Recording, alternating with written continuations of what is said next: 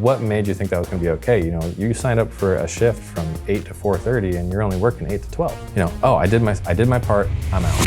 I'm Jeremy with Northwest, joined by Nick, our hiring manager here.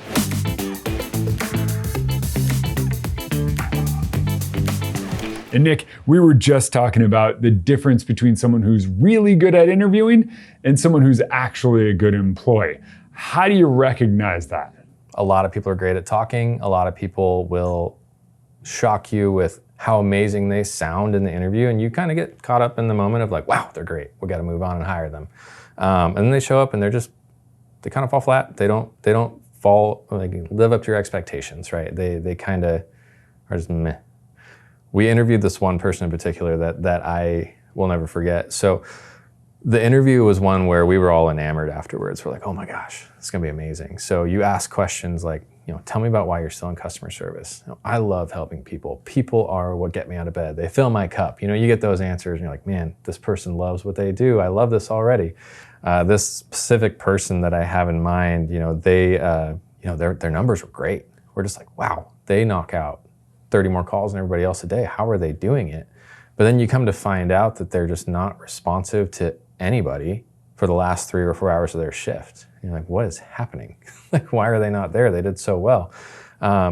When we confronted them, you know, about like what's happening, they were like, oh yeah, I thought, you know, I could hit my number and just go home. Don't have to be here anymore. No way. Yeah. So, you know, you push a little deeper in those moments. You're like, why did you think that? You know, like what made you think that was going to be okay? You know, you signed up for a shift from 8 to 4:30 and you're only working 8 to 12. You know, oh, I did my part, I'm out. I'm like, we have more clients that need help. You know, we have more people. I'm like, oh yeah, well, you know, I love helping clients, but you know, it's hard to get to all of them. And you're like, what? This is just not adding up. And so then you go back and find out that they call the same number over and over and over again to make their numbers look good. And you're like, that's weird. So you figure out that phone number is that person's cell phone number. So they're calling themselves. You straight up ask like, hey, this number seems like it's yours. And what you get from those people is you get a bunch of excuses. Oh, I don't know how that's happening. You know, that's weird. Maybe it's because, you know, my phone's close to the computer. It's just dialing my number. It's like, that's not how phones work. That's not how it goes. You know, so you start asking these questions and like, yeah, I don't know how it won't happen again. It's like, well, no, it's happening. Like, what's going on? So you keep pressing. The same thing as like in an interview. You got to keep pressing, keep digging. You do the same thing when you're following up and you get those negative avoiding responses or not taking ownership. You know it's not a good fit and you know you swung and missed big. Hiring a new employee can cost up to 40% of the role's salary just to get the right person in the door. Avoiding turnover is huge for your company's success.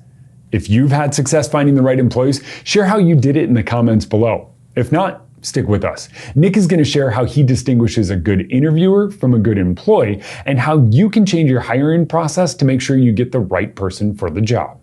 For someone just starting out, how do they avoid the good interviewer and find the good employee? A big part, because it does fall on you as the hiring manager, whoever's doing the interviewing, to really understand what you want out of this person. You have to be able to set clear expectations in the interview with a candidate. Specifically, what do you need them to do? What are the expectations of the role? So you have to be able to break that down, right?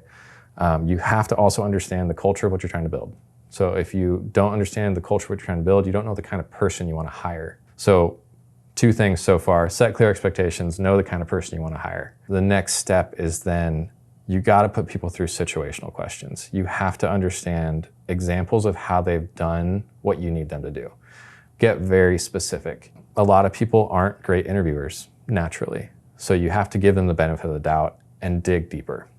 It's going to make it feel awkward for everybody involved, except for maybe people who like to dig deeper like myself, but like you have to dig to the next layer to get an understanding of what they're truly doing. Because you get a lot of like, oh, we did this, my team did this. I'll be like, okay, well, that's great, but like, what did you do? Tell me specifically about what you did in this moment rather than what your team did. How did you handle it? Things like that. If you're not digging deeper and asking for situational questions, you're getting surface level answers and you're not getting any substance to what you need. Nick, thank you so much for talking about interviewing potential hires.